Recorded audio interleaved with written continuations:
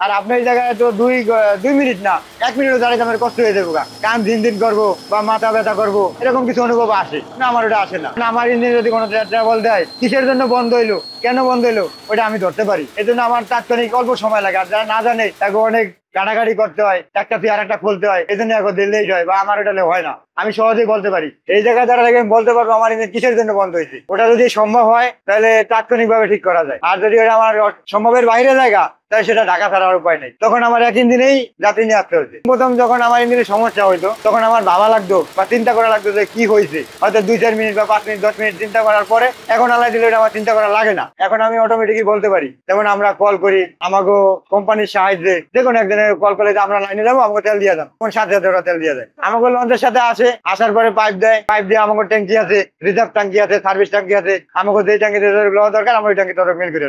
একবার তেল বললে ধরেন 8 ঘন্টা চলে।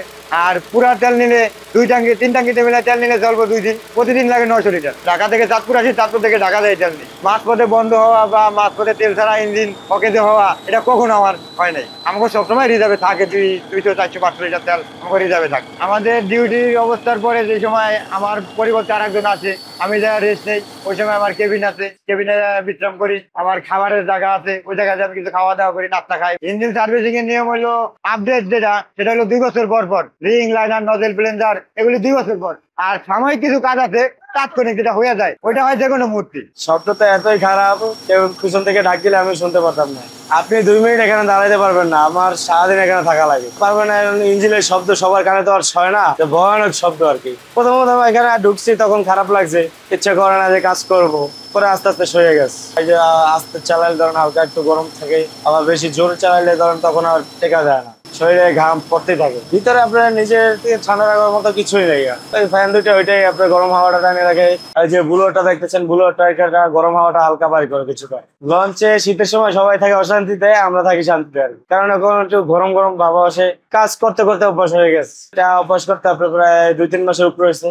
আমার লক্ষ্য ছিল একটাই, আমি কেমনে এই জিনিসটা অর্জন করবো। কষ্ট হলেও কষ্টটারে আমি স্বীকার করে নিছি। যেহেতু আমি আমার বাড়িতে এই ইঞ্জিন নিয়ে নাড়াচাড়া করতাম, ওই বাড়ি থেকেই আমার অভ্যাস হয়ে গেছে বা শব্দটা আমার বেশি এফেক্ট করতো না। আমাদের এই মামাজান লঞ্চের এই 2 নম্বরে একটা বাতিল ইঞ্জিন আছে, 2 সিলিন্ডার ডায়া। ওটা কাজ করার জন্য মানে আমরা ওই নজেল প্লেঞ্জার দিয়েছিলাম ওয়ার্কশপে। দুটা সহকারী আছে, ওরে লাগাইতে বলছিলাম, ও ঠিক মতো লাগাইতে পারে নাই। লাগানোর কারণে সেলফ মারার সাথে সাথে আমার এই জায়গায় পড়ে। তো আমি 7 মাস ঢাকা মেডিকেল ছিলাম। এই জায়গায় আমার হাড্ডি ভাঙা। এটা মজকটা শুধুমাত্র ওই জায়গায় ছিল, আর সম্পূর্ণ কিছু ছিল সাভারে পারমাণবিক কেন্দ্র, না জানি ঠিক হয়, ওই জায়গায় ছিল। 7 মাস পরে আবার ফিরিয়া অপারেশন করে আবার লাগানো হয়েছে। ডাক্তার, আমার আত্মীয় স্বজন বা যারা আছে, আমার যারা দেখতে আসছে, সবাই বলছে আমি মারা যাচ্ছি। এই ইঞ্জিনের উসিলায় আমি এক হিসাবে মৃত্যুর সজ্জায় পাঞ্জালরে আসছি। মানে এত বড় ক্ষতি হয়েছে, তারপরে আমার এই ইঞ্জিনে আমার ছাড়ে না, আমি ইঞ্জিনে ছাড়ি না। আমার সহপাঠীদের ভাই আছে, ওকে অনেকের এই সহ্য হয় না, কানে তুলা দিতে হয়। এমনি তুলা আছে না, ওইটা দেয় বা একটু তেনা ভরিয়ে নেয়, 2 কানে দিয়ে আছে। তারা কত গিয়ে কাম ঝিনঝিন করে,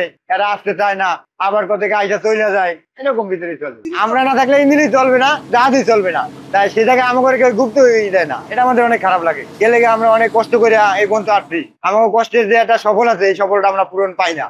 এরপরে ইঞ্জিনের কাজ করা, এইসব তালা নিয়ে আমরা চলি, কিন্তু আমাকে কেউ চিনে না। আমার বয়স 8 বছর থেকে 9 বছর। তারপরে লেখাপড়াও করছি, আমি এসএসসি পরীক্ষা দিচ্ছি, তারপরেও আমি চাকরি ছাড়ি নাই। ছোটকাল থেকেই আমি ইঞ্জিন নিয়ে বেশি নাড়াচাড়া করি, বা ইঞ্জিন আমার বেশি প্রিয় জিনিস। কাজ করা বা ইঞ্জিন দেখতে ভালো লাগে। আমার নিজের ইঞ্জিনের ব্যবসা আছে, সেই ক্ষেত্রে মানে ইঞ্জিন লোকে জড়িত। আমি তো আর ইঞ্জিনিয়ার না, তারপরে মানে আমি ইঞ্জিনিয়ারের দক্ষতা নিয়েই কাজ করি। একজন ভালো দক্ষ ইঞ্জিনিয়ারও আশা করি ভালো করে কাজ করি। এই কোম্পানির 4টা লঞ্চের পুরা ইনচার্জ আমি।